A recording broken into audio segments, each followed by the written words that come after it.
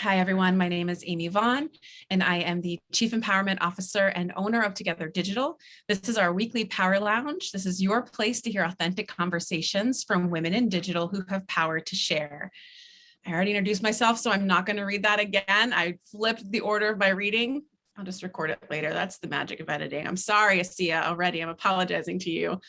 But we are a community of women who work together. We're a diverse collaboration of women who work together, who work in digital as well, and choose to share their knowledge, power, and connections. You can learn more about us at www.togetherindigital.com. Many of you here, I see, are members that are with us in our live audience. And those of you who are not, check us out, learn more about us, find more ways to get more deeply and more meaningfully connected with women who are like-minded. So, including those amazing women, including those amazing members, is Dr. Margie Sorrento. She is a cultural expert on gender and nonconformity. She is profoundly against submitting to cultural norms and expectations about who we are supposed to be as individuals. She is a trained and certified professional coach who focuses on the liberation and empowerment of her clients. Why this approach? Because in order to be the magnificent beings we are meant to be, we must free ourselves from everything that we are not, and in doing so, make space to design and create the lives that we actually want for ourselves. So we're going to kind of get into the deep and nitty-gritty of identifying those things and how to do that, because I can tell you all, as I was researching for these questions in this interview, just telling Dr. Margie, I'm like, this could be a massive rabbit hole, because it just opens up your eyes in a way that you kind of did not realize. So I hope all of you feel as profoundly impacted as we kind of dig into a little bit of Dr. Margie's brain. But before that, Margie, say hi. I'm very excited to be here. I'm very excited to be talking about this particular topic. It's something that has been, kind of transformed over, especially like the past, I would say like 4 years, over a series of unfortunate events, but that ultimately got me to here with the wisdom and with the understanding, with the expertise that I have now.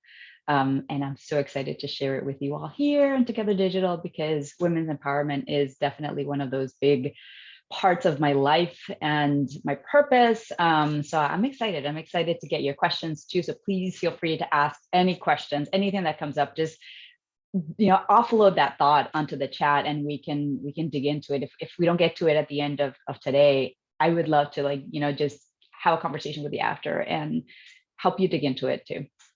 Awesome.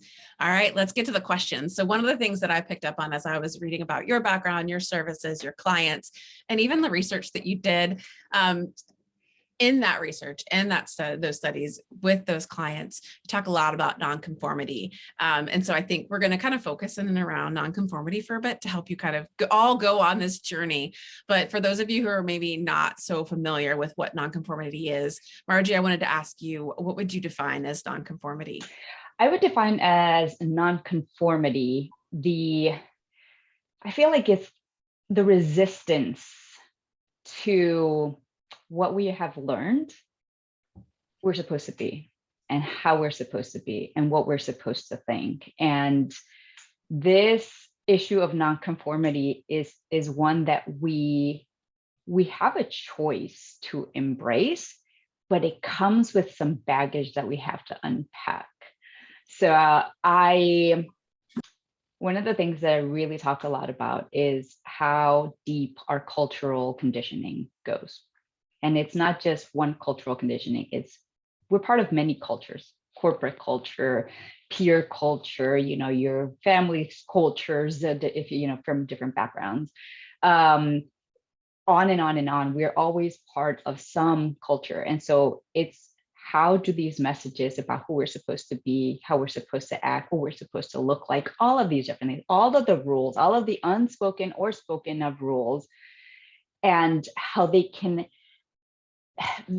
ultimately lead us to this sense of like shrinking and feeling just tied up and just constrained. And all we want to do is just be like, fuck it all, and just really let go of that straitjacket that continues over time, tightening and tightening and tightening, right? So how do we free ourselves from that straitjacket? Yep. And then when you think about conformity, do you think of it as a way of being or a thing that we do? It's both. Yeah. It's both. If you think about like, what is who we are, human beings, what they do, it's a combination of what we think, how we feel, and what we do, right? And that conformity or nonconformity, right, has to happen at those three levels, right? But they inform each other, right? Yep. So there are different ways of undoing that and unpacking it and unlearning it. But ultimately, yeah, it's about those three components. Yeah. I'm a big sucker for like stories and parables and quotes and all of that. So one of my favorite ones about conformity, or even like a lack of general awareness of our surroundings and the impacts of our environment, is like this parable about a couple of fish that it was like two young fish and an old fish. And then the old fish swims up to the two young fish and says, "How's the water today?" And the two young fish are like, "Water? What water?" Like they don't even realize the waters that they swim in. And I've heard that leveraged and used even in like diversity, equity, and inclusion conversations as well. It's like you really aren't aware of sometimes how inequitable things might even be for yourself until you see those outside of those waters. So, I think this is like a hard thing, because you're right. We are so heavily conditioned from all the number of cultures that you just mentioned. I'm sure that list could go on and on. So, for those who are listening today, I wanted to give them some examples to help them kind of start to see the waters that they swim in. What are some of the common cultural or social beliefs that we might hold that hold us back? I can think of specifically as women, and I'm gonna tell you this through a story of my own, like a story that I was trapped in, and I didn't realize that I was trapped in this story for a long time. We came to Cincinnati 5 years ago now, like 2015. Yeah, it's more than that. Oh my gosh, what a blur these years have been. But anyways, so we got here at came to Cincinnati 2015. And as I was explaining, like, why are we in Cincinnati? We've never been here before and all of that. It's like, well, the story was, oh, my husband, he's an engineer and he does a lot of innovative research. And so AK Steel was here, we got a job there. And I thought, hey, there's 5 different universities nearby that I could get a job in as an anthropologist, teaching anthropology. And ultimately, like, even if none of that works out, well, I'm sure I can get a job, at McDonald's, or like, I will make it work. And the idea was behind all of that was, the belief is 2 things. Number one, I'm resilient. I will figure it out. I will, and that sense of independence is a double-edged sword. The other thing was, I travel as a trailing spouse following my husband and his work, because I'm never going to make as much money as he is, because I'm a woman, because I'm an anthropologist, because, I need numerous things. And so part of it is, yes, if you look at the statistics, which the numbers are so important and everybody gets attached to the numbers, right? We know that there's huge pay gap, right? There's a huge disparity in how in women's and men's pay. The thing is that while those are the numbers, we end up falling kind of victims to, well, this is just how it is. And I realized, wait a minute, I never agreed to those terms. But here I am, a product of that conditioning and that understanding, thinking that I'm never going to get out of that because I'm a social scientist, because I'm a woman, because any number of things. And I thought, well, hell, this is where I kind of woke up to that and said, this is a story I'm telling myself. And this is a story that a lot of us tell ourselves as women, because we know those statistics. We know that it is true.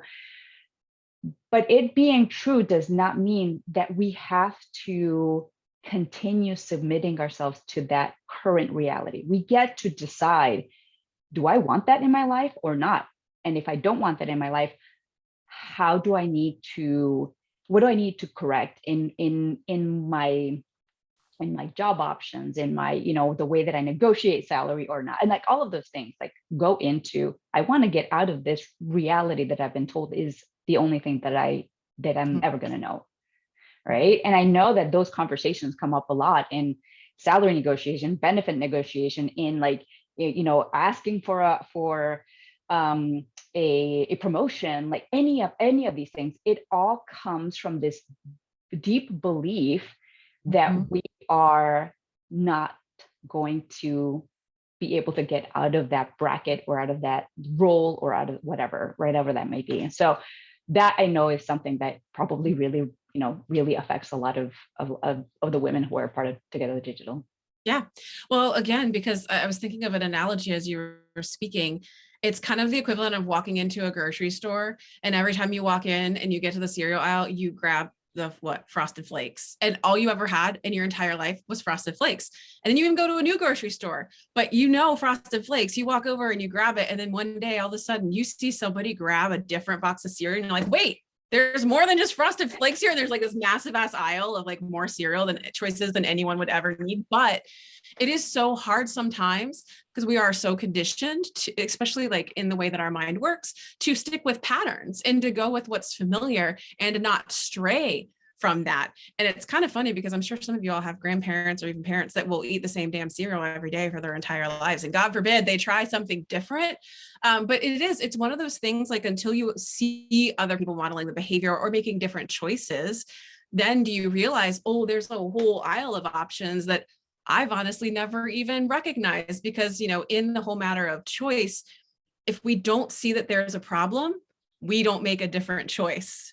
So if you think as a woman, I'm a woman, I'm going to get paid this is what I'm going to get paid, I'm going to accept it. It's not until you hear, hey, yeah, we've got women within our group that have negotiated anywhere from $20,000 to $100,000 a year salary raises, that you're like, oh, well, then maybe I could try. I have researched that. I'll figure that out. So, I think that's another thing why I'm just so interested about the talk today, is just learning more about the way that our mind works and the habits that we form and the stories that we tell ourselves. I don't think many of us realize the boxes that we've created. So I think that's why I latched on to a lot of the nonconformity for today's topic. But obviously, as you said earlier, if anybody has additional questions in the chat, add them at the bottom. We're going to get back to them. So in this kind of recognizing either the cereal aisle or the waters that we swim in, whichever story metaphor you want to go with, what are some things that we can ask ourselves to test the waters that we swim in, to even begin to recognize that we're letting conformity take hold? Because again, in both of those situations, we just have tunnel vision. We don't know the water around us or the air. We take it for granted. We don't see the full aisle of cereal. What are some things we can start to do to dig in? You know how in this whole thing of habits, like one of the coolest and weirdest experiments that you can do for yourself is change your routine on the mundane things, right? We do things a certain way. It is effective, it's efficient for us to have habits that we don't think about. Because if we were to think about everything that we're doing day to day, we would just be overwhelmed and would not be able to function, right? And so there is a very important survival, right? That our species has depended on that for great things. Yeah, but it also can be very hindering in a lot of ways when we don't know the waters that we're in.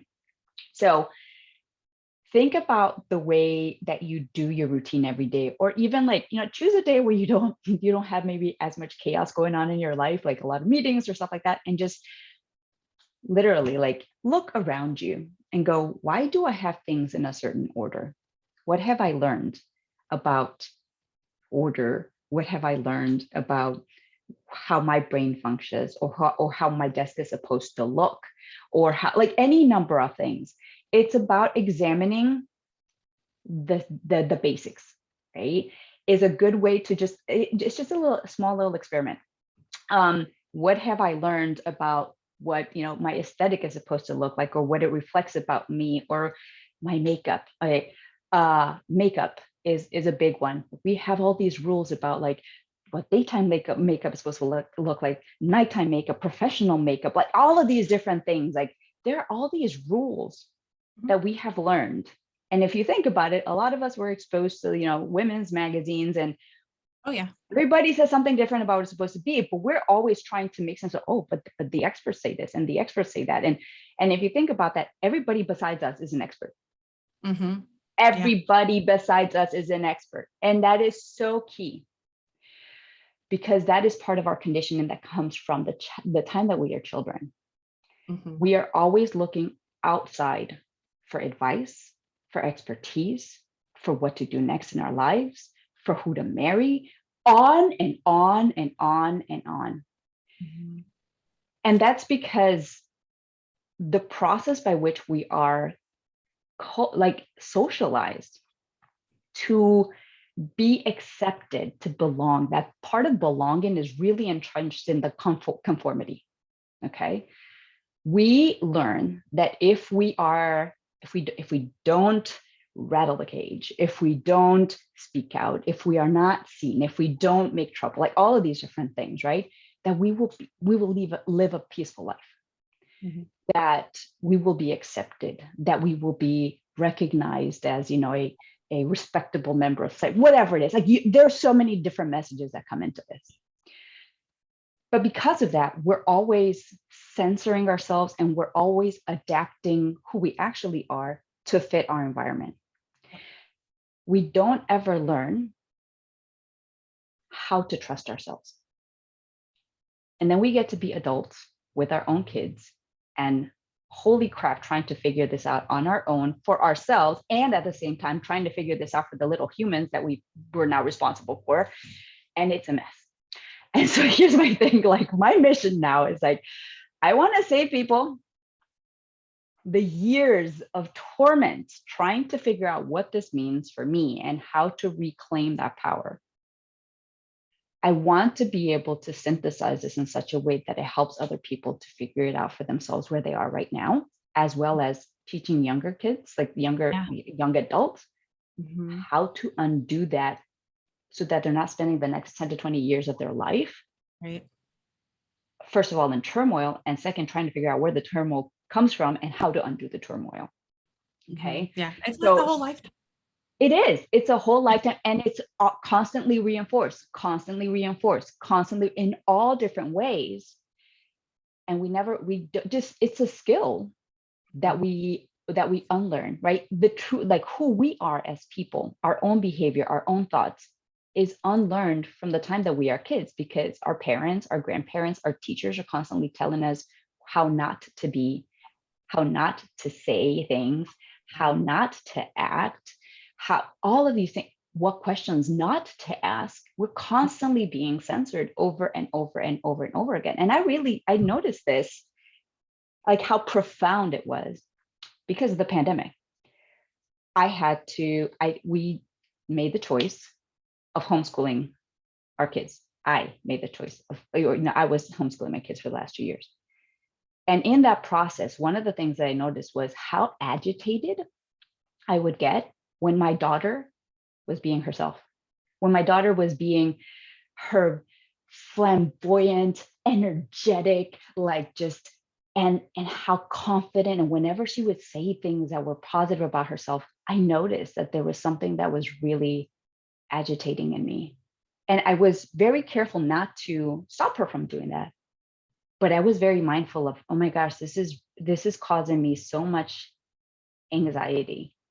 This is causing me those palpitations and that tension in my back and all of these different like sensations in my body that pointed to a really deep discomfort and fear.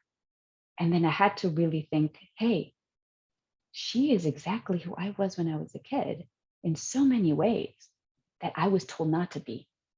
And so my conditioning, I was projecting that onto her. I was trying my best not to act out on that projection, right? But what it gave me was as I was really trying to dig into that for myself and healing those wounds. And man, that takes a while. But as I was going through that process every day, or going, just basically like kind of scanning, like, okay, how did I feel? What triggered things? How can I do better tomorrow? It was like a daily question. What can I do differently? What can I do better? What do I need to look at? What do I need to examine a little bit further? And ongoing. It helped to then change that dynamic and to really start going from how do I not do that to how do I keep encouraging her to be more of who she is? Mm-hmm. How do I keep encouraging my son also to be more of who he is? Because the conditioning is not just for women. Men, We as women, probably one of the things that I hear a lot of times from women when we have problems in our relationships is we have this like almost like disbelief and huge disappointment that our partners are not emotionally supportive. Mm.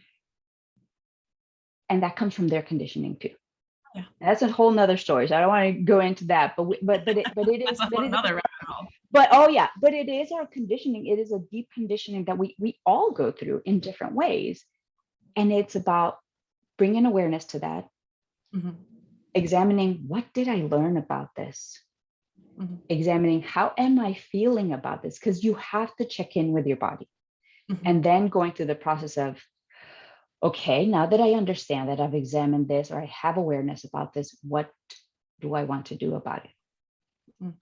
What is the belief that I need to let go of? And Mhm. what is going to go in its place? What do I want to believe? What do I actually believe? What do I, Margie, believe about this? Uh-huh. And then take steps to, consciously Mhm. keep going in that direction. Yeah. And those are hard questions to ask yourselves. I want you all to recognize and acknowledge that the answer doesn't come fast. It doesn't come easy. Molly mentioned in our comments about Untamed, which I've read cover to cover and I love. And I listen to We Can Do Hard Things podcast all the time. And I have fantasies of, just having them on the show sometime or being on theirs, we can all dream, whatever.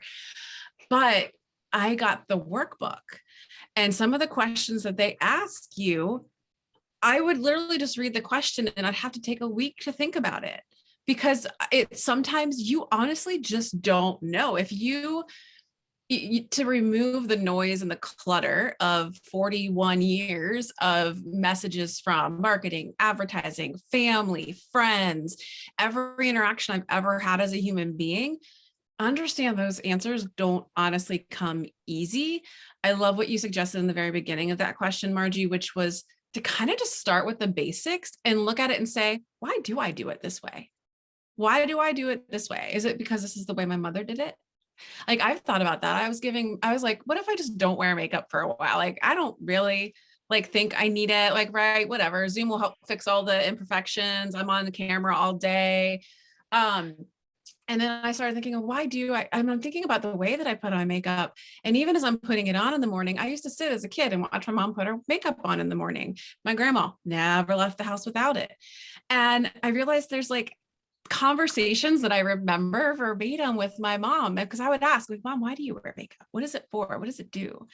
And then I kind of realized that while I don't want to spend an hour doing my makeup, I feel a little better when I've done it for 10 minutes. And honestly, I don't even care if another person looks at me that day. I just feel a little better. So I kind of came to some interesting terms with it, but it took a month of just not wearing it and seeing if I got uncomfortable going, why does this make me uncomfortable? Is it because I am truly uncomfortable or I'm worried about what somebody else thinks? So it doesn't have to be makeup. Just pick kind of one thing and kind of do your own little experiment with it and say, what happens when I do it differently? Does anybody else even notice? Half the time they don't even notice. My experiment with makeup actually was, so there's this other community here locally that's called the Beauty Boost, and a few of us are a part of that. When the CEO of the Beauty Boost reached out, said, hey, through Instagram, I think you'd be a great fit, as an ambassador for the Beauty Boost. We're this, community of women to feel empowered, healthy, and beautiful.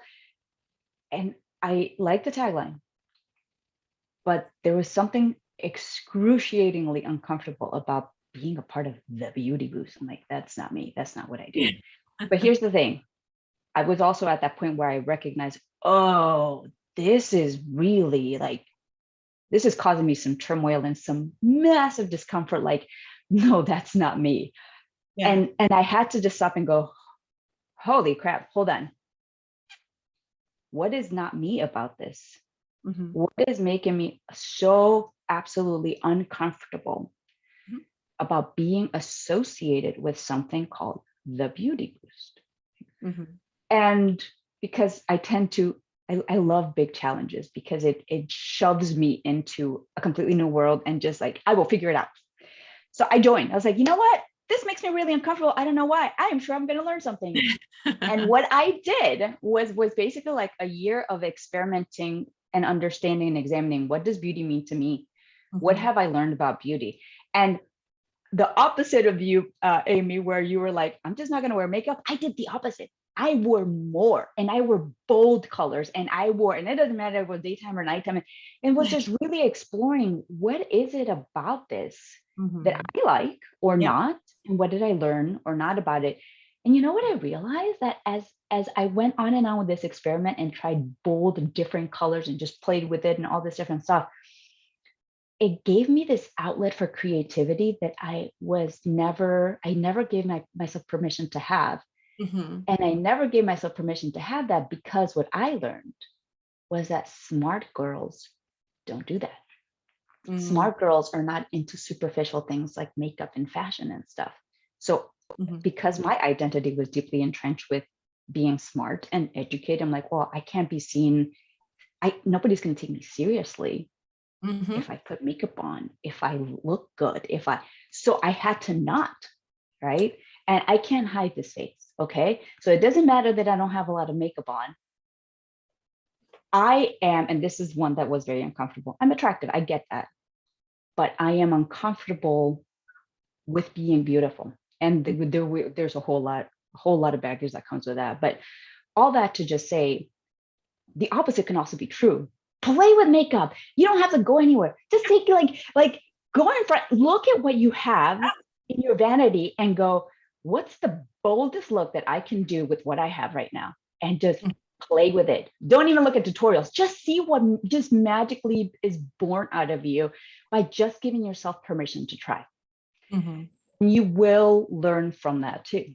And it was a fun experiment, but it was deeply profound, like to really unpack all of the things that I had to unpack. Mm-hmm. So, yep. Yeah. So much more we could dig in on and talk more there, but I'm gonna leave it. Keep going. It's so hard. I was like, I'll go to the next question. The last thing I will say that I knew while you were talking is I also 100% agree. Kids are a fabulous mirror to our cultural norms, our societal norms, because they ask these questions, and it doesn't have to be your own kids. It could just hang out with kids. If you can find some, just hanging out, playing on the playground, just strike up a conversation. I love talking to kids and random kids in public. And the thing about them is that they always ask why do we do this way? What does this mean? And I just love that curiosity. And you're right, raising a daughter and a son both. My daughter was only 4 years old when I was, and I probably have said this story before when we were recording on the podcast, but I'm going to keep repeating it because I'm just blown away that she was only 4 and we're reading a book about the moon because the solar eclipse had just happened and we were learning about how it happened and all this kind of stuff. And I asked her, I said, would you want to go to space someday? Because you seem really interested in the stars and the planets. And she's like, her little teeny tiny 4-year-old voice, I can't be an astronaut. And I was like, what do you mean? She's like, I'm a girl. And I wanted to throw that damn book across the room. And I was like, what do you mean? Just because you're not a girl? What is it? I don't understand. And I looked at the book that we were reading, and every single one of the people in it were men and white men. And so now we have lots of books that include a more diverse range of astronauts. In fact, if any of you are looking for good recommendations on books where you can see, a diversity in women and whatnot, Good Night for Rebel Girls is a really amazing book series. It's good for elementary school age kids. It's like a 1-page story about a woman in history that's been completely overlooked. And I can't tell you all how fascinated, because every time she reads one to me, I go and research her because I'm just like, how did I not know this woman existed? So another great resource for kind of helping to break that thought of conformity that you can or can't be something just because of your gender. Because 4 freaking years old, you shouldn't be thinking that kind of shit. I was so mad. I was like, I really thought I was raising you better. And it's the same when my son, the first time, he was all into pink colors and rainbows and stuff. And somewhere along the line, somebody somewhere must have said something. I think it was my dad when I could. Yeah. But my son was like, the first time I heard him say oh no, pink is for girls. I was like, yeah. What? I was ready to. But anyhow. So again, we're all products of our conditioning, right? And we also have to realize that for those of us who are, it doesn't matter if you're parents or not. Like I feel like with kids, even if you're not a parent, realize that you get to be a different example for a child. It doesn't matter whose child it is. Mm-hmm. Yeah, 100%. Just ask yourself, if you were that kid asking that question, what would you want an adult to respond? Right? Kids ask questions based on curiosity, just genuine curiosity and observations. And we make them unlearn that by censoring everything that they have in their minds and by shaming them for the questions that they've asked. Yes. And it is such a deep problem. And it is such a hard thing to undo, that shame, right? Untamed. One of the questions, and this really came through like being a homeschooler the past few years. One of the things that I really remember about Untamed is Glennon Doyle asked, saying like looking at other women's lives and going, that must be nice. And then eventually saying that so many times that she's like, well, that must be nice.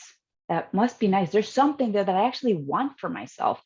So keep in mind too, when you have this disdainful response to other people, especially to other women, there's something that you're projecting you want, or you're projecting you don't have, or you're projecting that is not acceptable. Be curious.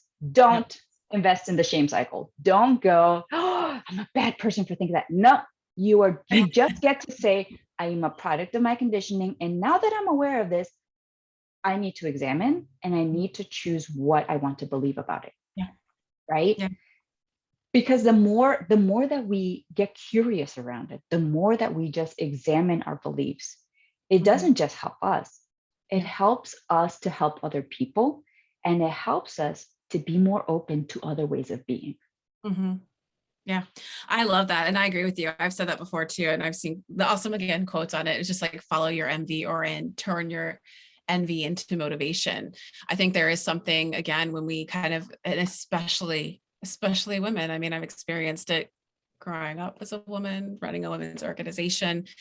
There is that like seed of thought that comes in, and then you're like, whoa, why am I having this thought? What does it mean that I need? What needs am I not answering for myself? It sounds like a scary, crazy thing to do, but I swear to you all, next time you're scrolling through your social feeds, just be asking yourselves that, and you might start to find you feel a lot less resentful. And it actually, in my opinion, it takes out a lot of the toxicity that we might experience in social media, because you have a different lens on it. You can either see them for what they are and be happy for them, or you feel some type of resentment or envy, and you're like, oh, what is it about this that I need more of? Do I need to take more trips? Do I need to find more ways to take care of myself physically, mentally, emotionally? Like, what's this kind of thing that is appearing before me that I'm pushing up against? So you shared the story about Beauty Boost and kind of how you felt a little bit of a tinge and a hard thing to kind of go into it because of the word beauty. And I can totally understand and see that. But were there any other kind of big hurdles or beliefs that have held you back in your personal journey as you kind of worked towards getting to where you are now? And again, and then knowing we're all constant work in progress. It's a lifetime of learning. It is a lifetime of unlearning. Here's the thing. I'm going to preface this by saying it is hard to start. It's a habit.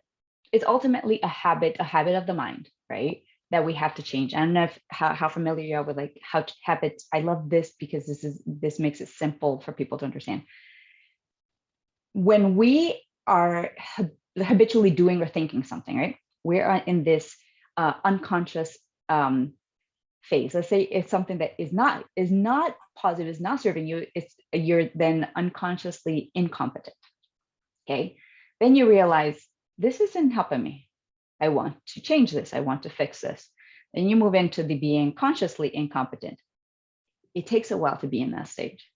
It takes a while to work through changing the habit that you are now so habituated into, right? Then over time, as you practice more and more, as you gain more awareness, more clarity, then you move into the consciously competent phase, and then eventually you become unconsciously competent. Yay! So, but there's a process, that second phase takes a while. But it does get easier the more you practice. One of the questions that I always get is like, isn't it like exhausting to be thinking about this every day, like all the time? I'm like, at first, while you build your awareness and you build certain questions into your life to help you examine, it is, because you have to be mindful, you have to be aware, you have to be present. You have to go back and kind of like review your day and what happened and what feelings you had and all this stuff. But over time, it's just like any habit. You become better at it and it becomes faster and you notice it then a lot faster. Yeah. You don't have to do it at the end of the day, or then it takes you less time to recognize when something is off. So all of that to say, there are also some deep conditionings that come from a place of trauma, and those highly suggest getting a therapist to help you work through those. Yes. I don't know if you, so there's this great book that I haven't read, but I understand the premise, and I'm honestly, it's a long book and I know there's going to be a lot of work involved in it, but there are other books that touch on this too, which is how, if you think of somatic, like how our bodies, there's a book called The Body Keeps a Score. And Yeah. it's really about, right, those parts of our past that come with punishment, shame, Mhm. some form of negative, visceral, like feeling Mhm. that we are not allowed to process. Right. And so I know for me, one of those big challenges, and it's totally relevant to Together Digital, is putting myself out there, is having a presence out there. It's talking about the fact that I'm a coach, that I coach, that I'm a great coach. I'm actually really fucking good at it. But there is something in me, because of my own conditioning and because of the way that I was abused as a kid and all these different things. Whenever I would show up, whenever I was seen, whenever I was confident in myself, celebrating myself the way that my daughter does, Mhm. it had really negative repercussions. And so that shrinking and hiding was a very much a survival tactic. Mhm. Does it apply anymore? No. But my body is so resistant, right, to me being out there. Now, here's the thing, I know that I will overcome this, but it takes time. And I have to give myself grace and compassion Mhm. with those tender parts of myself, Mhm. to know I have to be okay being slow at this, Mhm. not the way that I tend to be, which is like, I have a goal, let's do it. It Yeah. doesn't matter what it is. This is one that is just going to take time. And every little thing, every time I post, I'm like, just be okay. You posted, it might, all of the thoughts come, but it's like, you gave a little piece of yourself. You shared a little bit of your journey. Good. Mhm. You wrote something. Awesome. Congratulations. And just being really mindful about this, the things that are seemingly small that end up actually being pretty big in the long run, right? Mhm. It's chipping away at the big like hurdle. Mhm. So for me, it's a pretty big thing. Yeah. I love speaking. I want to be a professional speaker, but that means that I have to talk about what I do. And I Yeah. have to talk about my business, and I have to put myself out there. So in a way, it's not really surprising that this is a vision I've always had of myself, of being like in front of like a stage talking to thousands of people, and that this is my hurdle. Mhm. Because ultimately, if you think about it, a lot of our big goals, a lot of our big challenges, they come Yeah. with something that's on the other opposite, right? Yep. Yeah. They are challenges for a reason, but they're also great victories at the end, because you can look back and see everything you had to overcome. So Yeah. that's the phase where I'm at right now. Well, and in sharing your story, it is so empowering and of others and for others. And even those of you who are on with us today and in chatting in the chat and sharing how all this is landing with you, like it's giving permission for people to share that story. We had another member last week post and talk about how she saw our group as like, every time a woman stands up and shares her story, you are basically creating a survival guide for another woman. Yeah.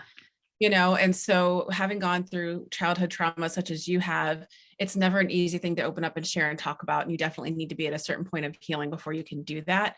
But when you are able to do that, it is opening such a big door for people, because it's still something that is a problem and it's silent and it's too frequent and it should have been gone a long time ago. And so I think it's tremendous of you to even like start to dabble in the space of talking about what you experienced as a child and how it impacts you as how you show up. Because again, this is why you ask these questions of yourself, because you just never know how far back that reasoning went, that rationale as to why you do a certain thing, when it comes to being in a room full of other people, or when it comes to being in front of people or speaking up.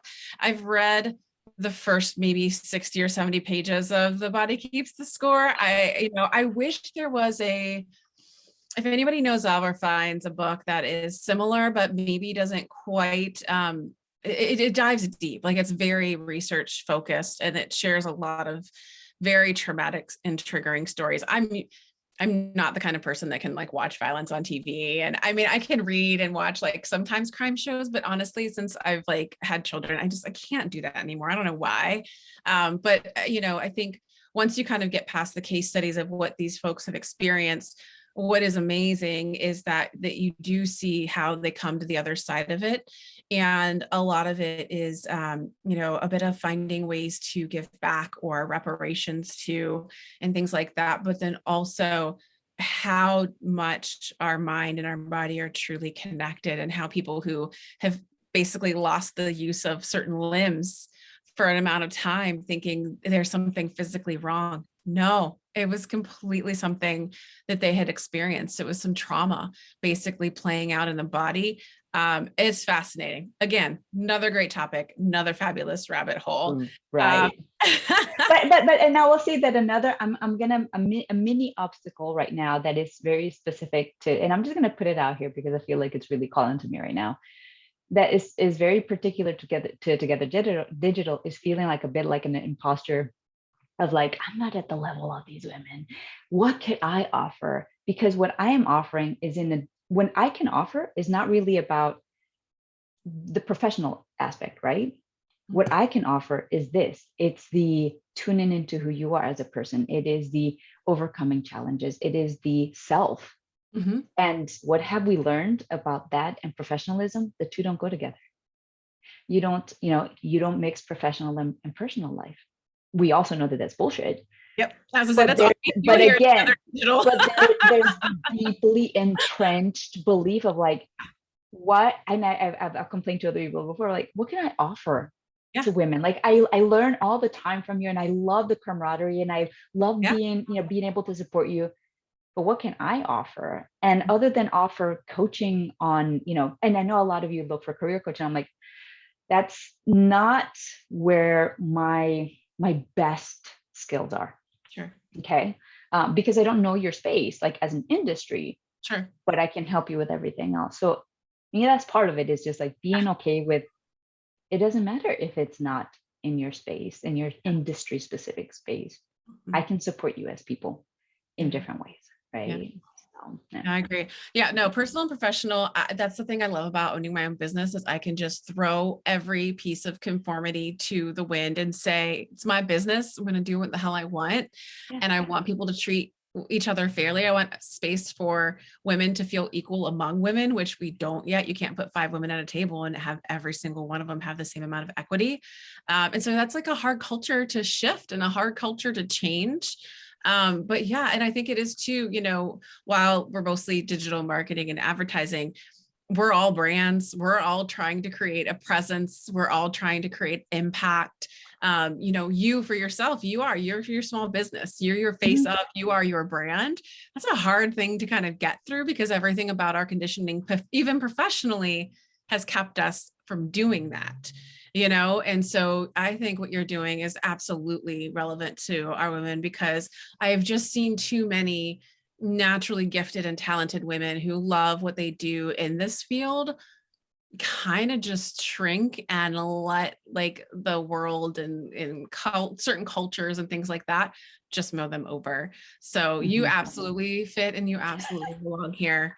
And I know that appreciate that. Yes, exactly. But then the other part too that I feel like we need to also like be mindful of is, we also know that the antidote to burnout and the antidote to like that feeling unfulfilled in your work Yeah. is being more whole, Mhm. being Oh yeah. able to express more of yourself in all parts. Like there is no separation between this. We have been conditioned to think that there is. Yeah. But if you don't bring more of yourself and your self-expression into your work, Right. a part of you dies. Yeah. A part of you like, is in disuse, or it's hiding, it's Yeah. performative.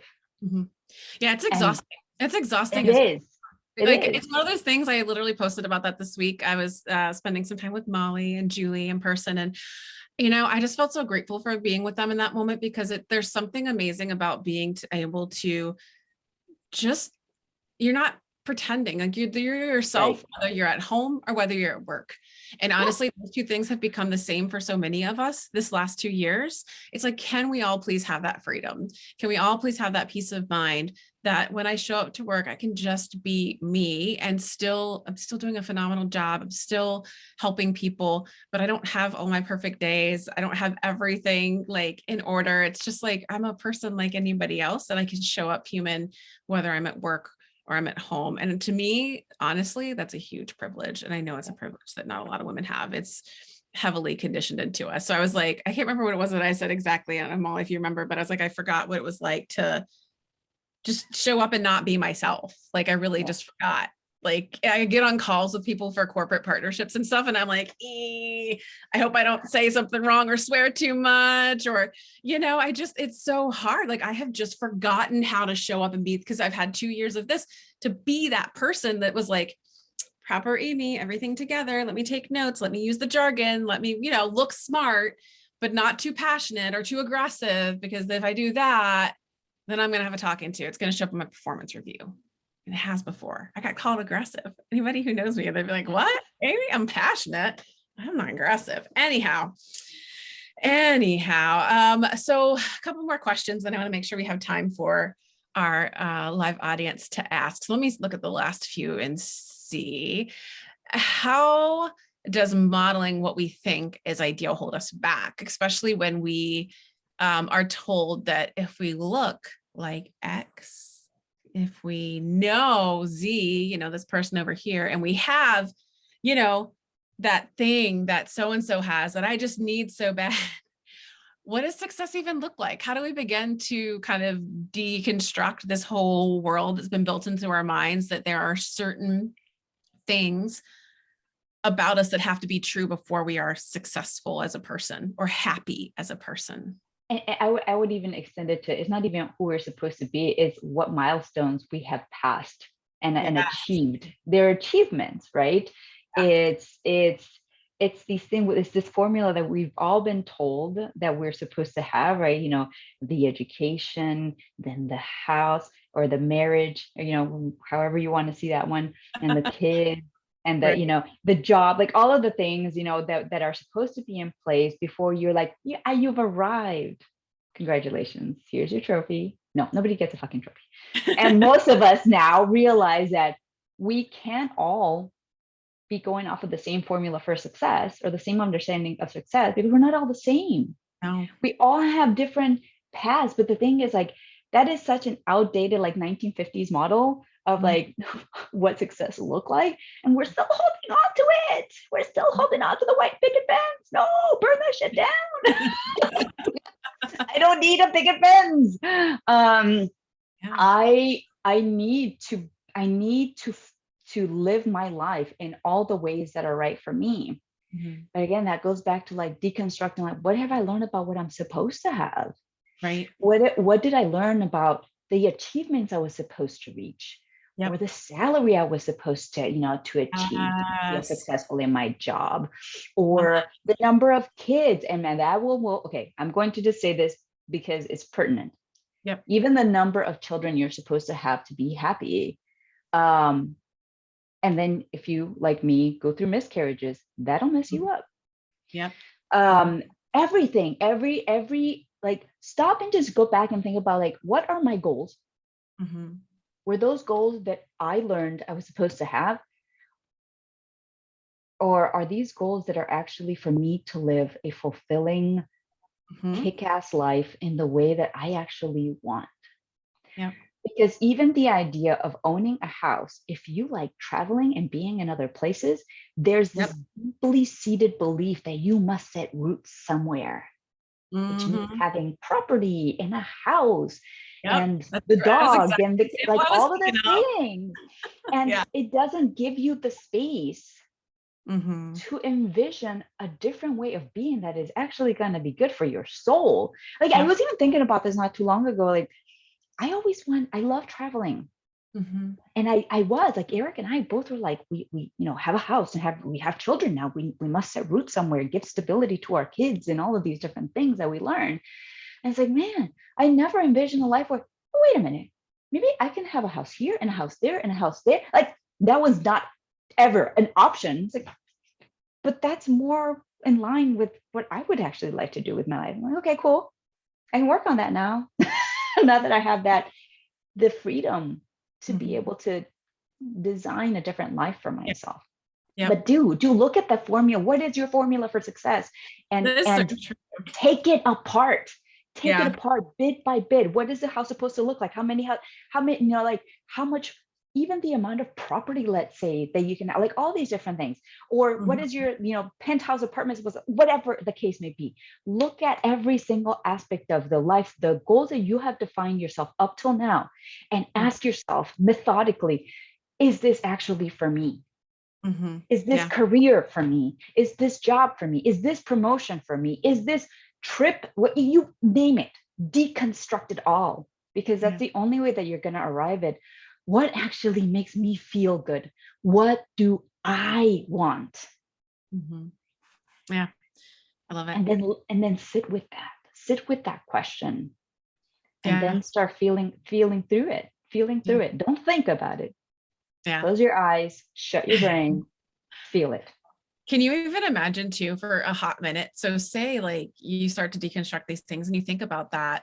How much money and time would you save over your lifetime if you stopped letting everybody else make your choices for you? Just saying. Oh You know, yeah. it's funny when it comes to the houses. It's so funny that you thought of that because we did too. We bought a house 8 years ago. We had our daughter. We're having a child. We have to have a house. If we don't have a house, you can't live in an apartment. I'm I walk by my townhouse all the time and I look at it longingly and I'm like, oh, that was, just enough space. I love that little backyard. I love the giant maple tree Gertie in the back that I used to sit under every day. And somebody else mowed my freaking lawn. If something broke, I called him and he fixed it. It's just kind of like, so don't feel bad, Michelle. Homeownership is a cool thing. It's fun, but you know what? It was definitely one of those things that was like when I hit 6 figures of my salary when I was working in agency still. I got that first paycheck and I thought I'll be jumping up and down. I'll be so happy and fulfilled. And the feeling was, oh, okay, cool. I get paid a lot more now. And then layoffs started happening. My whole team got laid off and I got moved to a different team. And I'm like, this sucks, And then we bought a house and it's like, I don't always have the time I would like to make it look and feel the way that I would want. It's another chore. It's another to do. And it's like, maybe I would actually like to have less. One of my favorite things was we moved to England for 2 years before we had kids and we only took the clothes that we needed to take with us. The flat that we went to, my husband's an academic as well. He was at Oxford doing some research for them. And it was 2 years of just living in a basic flat. We didn't need anything. I didn't decorate.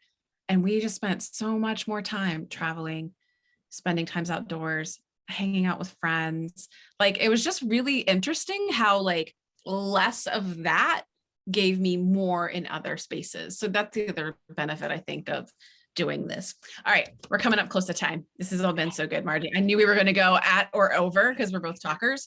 Does anyone listening have any questions? I love all the comments that you guys have been sharing too. Margie, I'm going to download them so you can see them at the end of this because I feel people are taking away some good things. All right, lots of thank yous, but no questions. I'm going to leave it with one last question then. In a world where conformity is often rewarded and proposed as aspirational, how do we embrace who we truly are? Like if you had to sum it up really quickly after all the things we've talked about, no pressure. How do we embrace who we truly are in a world that rewards conformity?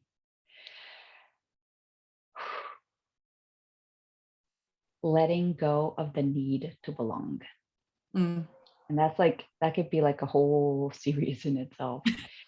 But our predisposition as humans to be accepted, to belong, puts us at odds with actually being completely accepting of ourselves, because we're constantly wanting to be who everybody else wants us to be so that we can be accepted. And through many experiences of my own that we can talk about another day, one of the things that I learned is that I never belonged for many different reasons. And it was hard because I wanted to belong just like everybody else. And the thing that it gave me was, this is why I was able to trust myself more, is because I didn't have other people telling me what I was supposed to be. Yeah. And I know that that may be hard, because it's like, how do I live in a world where I don't belong to, where I don't feel accepted? That acceptance is coming from somewhere else. Yeah. You are basing that acceptance, just like everything else in your life that you have to, because of how we have been conditioned. It's coming externally. You have to accept yourself fully, exactly as you are. Give yourself permission to be exactly who you are in all of the ways that are right for you. Because when you do that, you realize that you belong anywhere and everywhere. You don't need somebody else to accept you. Love it. Thank you so much, Margie. This was awesome. So much fun as always. I hope all of you felt some inspiration and do some good processing and questioning. Members, you can always leverage our Slack to continue the conversations if you have asks for Margie. She's in there with us as well. And I hope all of you know, while I don't want you to strive for conformity nor belonging, I hope that the space in the community that we're creating here with Together Digital gives you that safe space, because I know those are hard to find. Margie, thank you for being you. Thank you for bringing. Thank you for this wonderful opportunity to share this little part of me. Of course, anytime. And thank you always, as Molly, for being my wing woman one last time before you start your new job. I'm so excited and happy for you. You've been amazing. Everybody give Molly a big old round of applause. She's been our intern for the last few months. Landed an awesome gig at 8451. She's off to doing some amazing things. But in the meantime, she ain't going nowhere. We're not letting her run around, go too far from us. We're going to be keeping tabs on her. She'll be around on Slack. So, all right, you all, I hope, it's beautiful here in Cincinnati. I hope it's gorgeous where you are. I hope you get to spend some time reflecting and enjoying some nice weather. Have a wonderful, wonderful weekend. Thanks for joining us. Bye, ladies.